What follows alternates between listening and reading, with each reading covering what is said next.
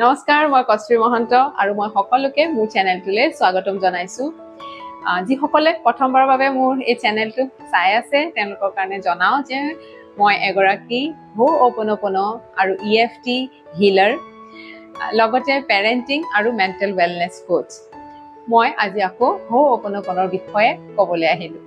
ইয়াৰ বিষয়ে মই যিমানেই কওঁ সিমানেই যেন কম হ'ব, ইমানেই বেছি ই এটা শক্তিশালী প্ৰাৰ্থনা যি আমাক শিকায় দয়া কি, ক্ষমা কি, কৃতজ্ঞতা কি আৰু দৈৱ প্ৰেম কি।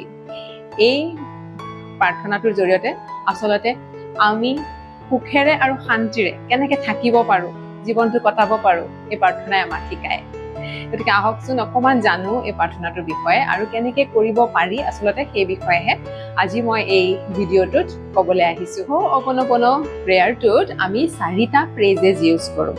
I am sorry, please forgive me, thank you, I love you.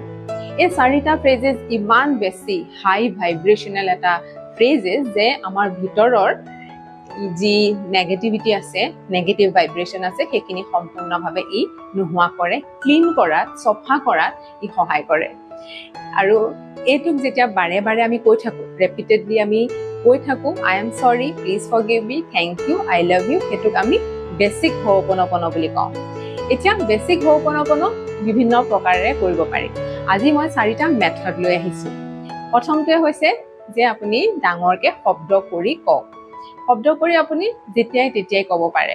যে আপুনি ঘৰৰ কাম কৰি আছে, হয়তো গাড়ীখন চলাই আছে, যে খোজকাঢ়ি বাহিৰলৈ ওলাই গৈ আছে, তেনে সময়তো আপুনি ডাঙৰকৈ শব্দ কৰি ক'ব পাৰে যাতে সেই শব্দকেইটা আপোনাৰ কাণত পৰে।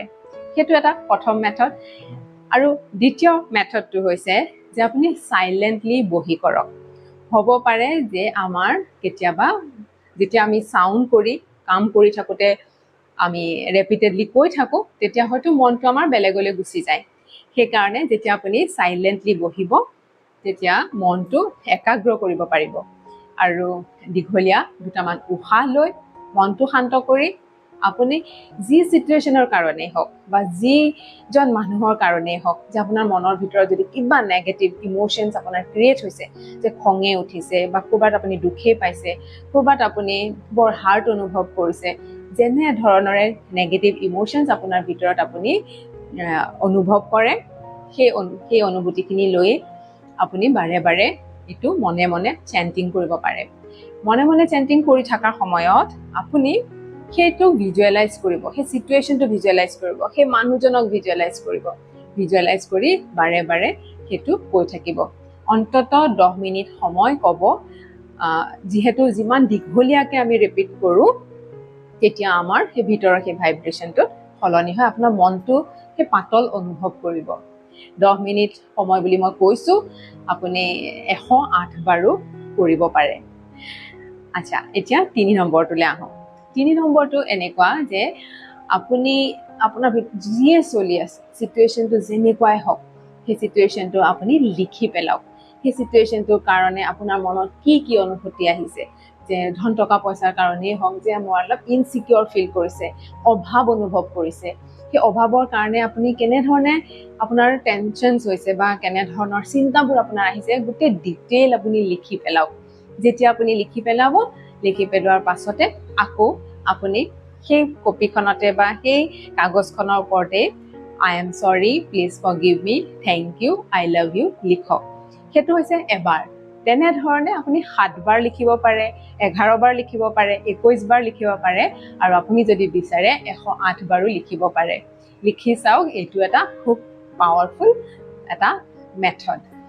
আৰু 4 নম্বৰতে হৈছে যে আপুনি উশাহ আৰু নিশাহৰ লগত হো'অপ'ন'প'ন' প্ৰেয়াৰটোক আপুনি জড়িত কৰিব পাৰে।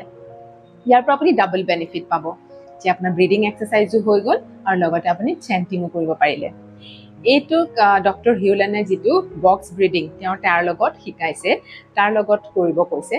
বক্স ব্ৰিডিংটো এনেকুৱা যে এটা বক্সৰ নিচিনা আপুনি ক্ৰিয়েট কৰি যাব।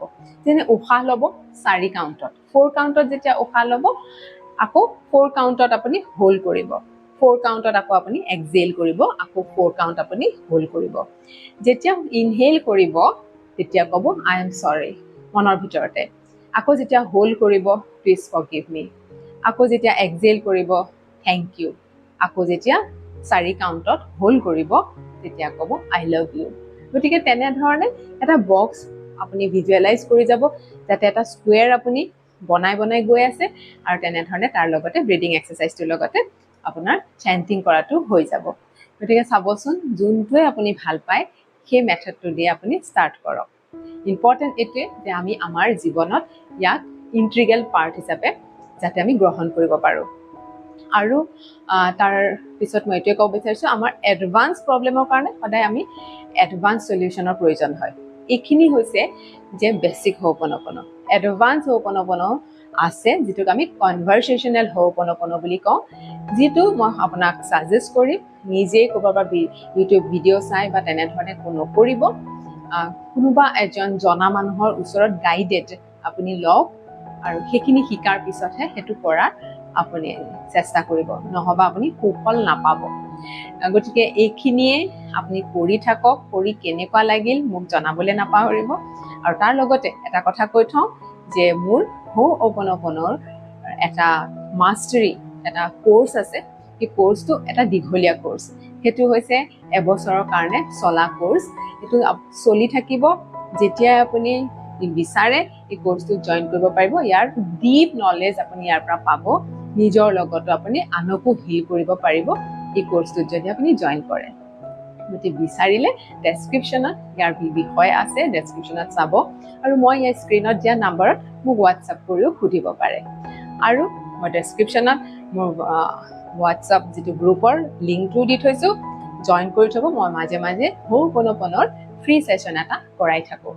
গতিকে মই আপোনাক সেই ফ্ৰী ছেশ্যনটোত নিশ্চয় লগ পাম বুলি আশা ৰাখিলোঁ। ধন্যবাদ।